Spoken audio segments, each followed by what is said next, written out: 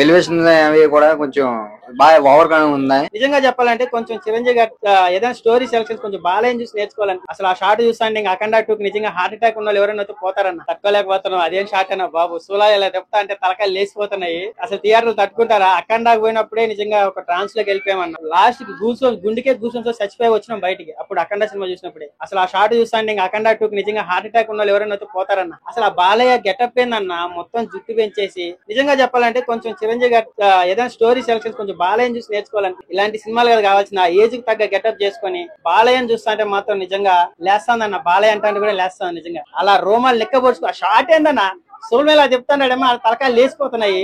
Opening shot ఆయన గడ్డం పెట్టుకొని అది చూస్తా అంటే నిజంగా బాలయ్య జై బాలయ్య ఎందుకు అంటారు అంటే, ఒక పవన్ అభిమానిగా చెప్తున్నాను, టీజర్ మాత్రం నిజంగా కేసీపీడి అన్న.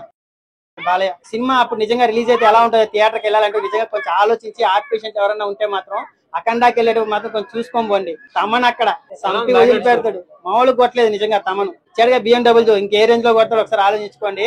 నిజంగా నా అఖండ 2 టీజర్ మాత్రం అనుకున్న దానికన్నా చాలా బాగుంది, చాలా బాగుంది. ఇంకా థియేటర్ లో ఓజీయా లేకపోతే అఖండానా ఈసారి మామూలుగా లేదన్నమాట. జై బాలయ్య జై పవర్ స్టార్, ఈ రెండు తగ్గట్లేదు.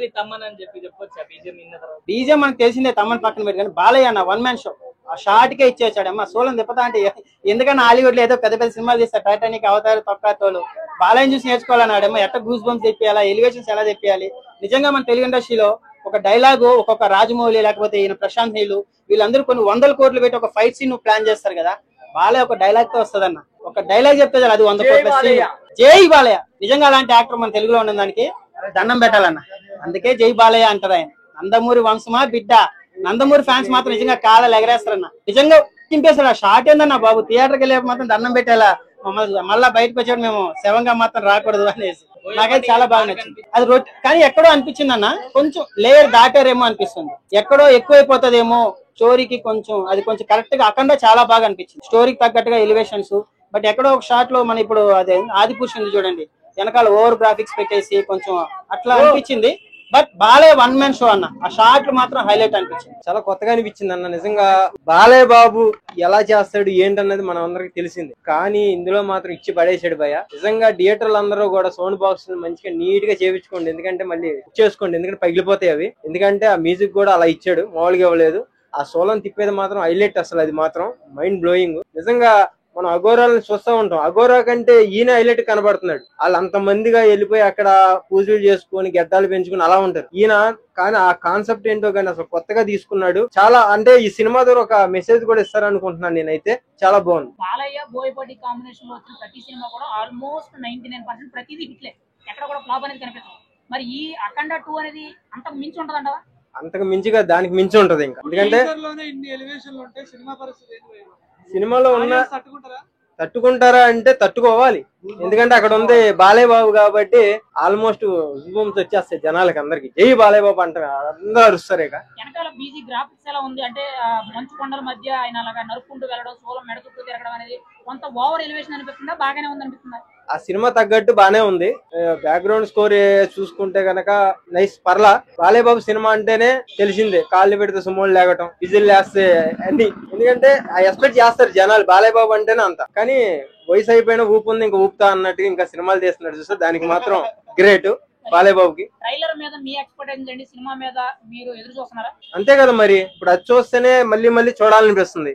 అలాంటి బిట్లు దాంట్లో అన్ని పెట్టినప్పుడు ఇంకా సినిమాలు ఇంకెన్ని ఉంచాడో, ఆడియన్స్ ఇంకెంత పిచ్చి అయ్యిద్దో. అఖండ 3 ఉంటదా అంటే ముందు 2 ఉంటదా ఉండదా అని చూసిన తర్వాత 3 గురించి మాట్లాడాలి భయ్య. వెలివేషన్ అవి కూడా కొంచెం బాగా ఓవర్ గా ఉన్నాయి, కొంచెం అది కొంచెం తగ్గితే బాగుంటదని ఇంకా నా ఫీలింగ్. ఎందుకంటే బ్యాక్గ్రౌండ్ వచ్చేటప్పటికి అవి లైటింగ్స్ అండ్ బ్యాక్గ్రౌండ్ ఫైర్ అది కొంచెం బాగా ఎక్కువ అనిపించింది. బాలకృష్ణ గారు సోలంతో ఎలా సిరినప్పుడు ఆ షాట్ ఒకటి చాలా బాగుంది. అక్కడ బ్లాక్ చేసే అది ఇంకా పర్ఫెక్ట్ గా ఉంది. సో అక్కడ వచ్చేటప్పటికి దుర్గాదేవి వస్తుంది, దుర్గాదేవి మాత.